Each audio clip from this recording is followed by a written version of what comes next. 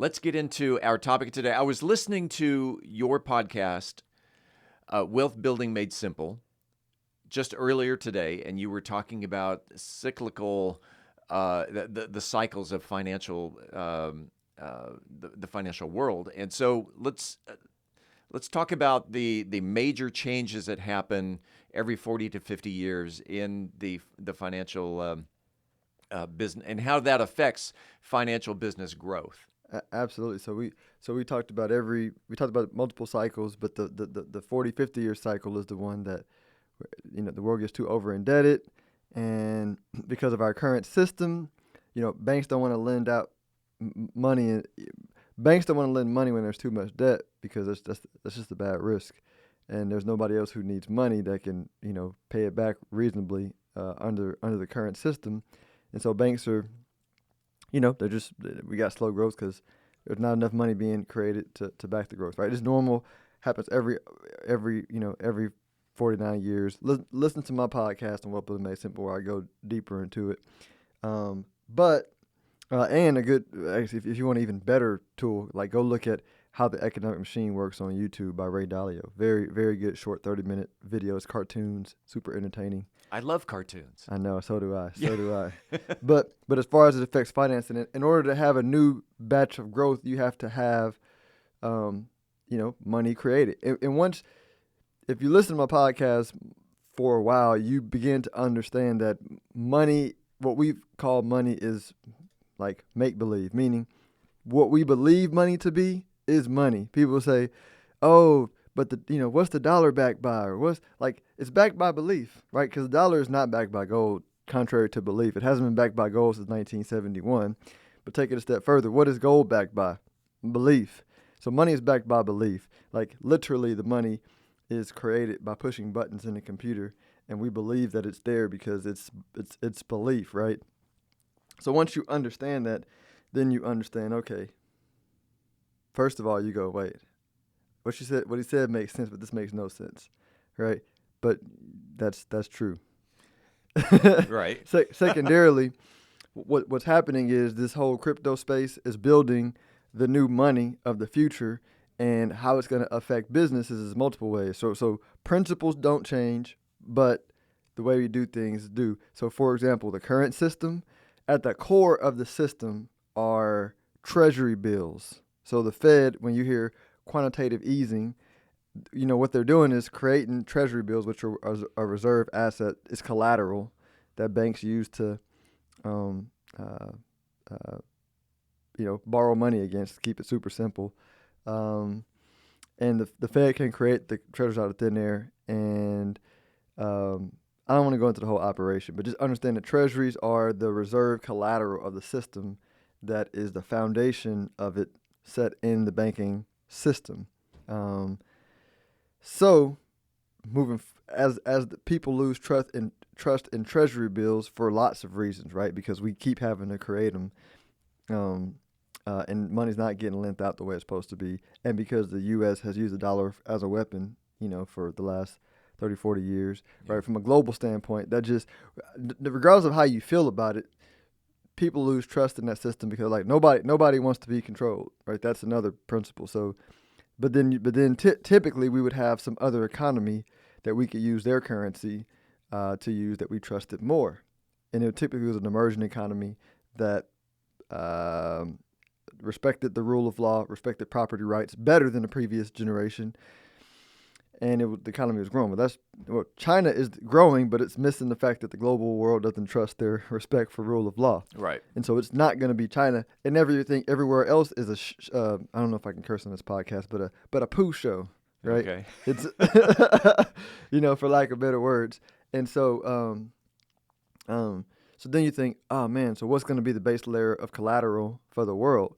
Well, you talk to any 40-year-old that is worth a lot of money. 9 times out of 10, they made it in tech. So they would have made it in tech. And you ask them, what is the reserve asset on their balance sheet? And it's Bitcoin, right? Even the people who own Ethereum and the other things, right? A lot of them are, you can never say all, but as close as you can get to all in this flawed world, own Bitcoin, have owned Bitcoin. They just own it in different percentages, but it's the reserve asset of the whole crypto system, right? And so going back to belief, 40-year-olds one day are 60, right? And the 60-year-olds today or the 80-year-olds today are probably going to be dead. Yeah. And so as the shift in power transfers, so does the beliefs and the ideas of the generation and what they believe money to be. So you follow that out and you say, okay, the reserve asset is now Bitcoin, right? On top of that, you have the banking system changing, which was for 500 years, right? I talk about 500-year cycles in my previous episode too. For 500 years was the gatekeeper of money creation, partner with the government. They were a tandem. Now you have DeFi, decentralized finance, where a lot of this stuff can be automated by computers, where we don't need banks. It's quicker, faster, trustless. And so that is disrupting the money creation process, where money can be created by the people in the community that choose to buy tokens or become part of the community. And so you reroute the power structure and allow money to be created based on the need seen from the community. Second, It's making sense.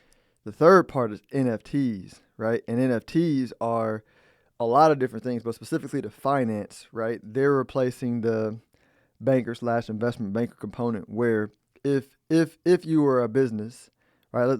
I used the bread business in the last podcast, so let's use a bread business in this one. Okay. So let's say you sell amazing bread, but you're like, man, I need to hire staff, I need a kitchen, I need materials, and I don't have 250 grand to start that business.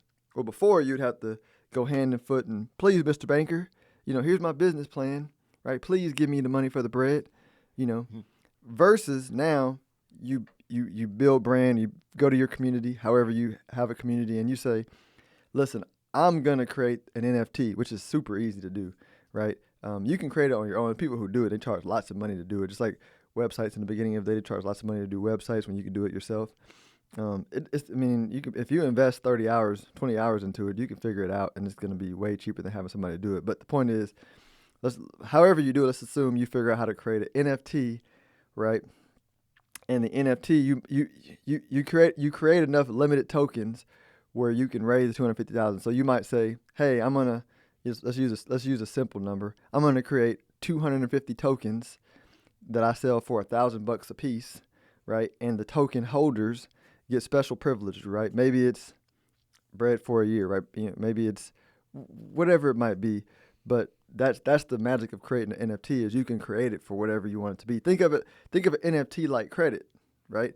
The people who create NFTs and don't follow through on their promise that they gave the people who bought them are going to have quote unquote bad credit, meaning when you offer new NFTs, if you didn't deliver, you're not going to get it. But if you deliver over and above on your promises on the NFT that you gave the original holders, you're going to have perpetual financing for what you do into the future and have a beautiful and amazing, profitable business on an ongoing basis. And that's what the NFT, you're taking the power out of the hands of the middle banking system and putting it into the hands of the people, which is the evolution of man, right? We used to be all controlled by the Catholic Church.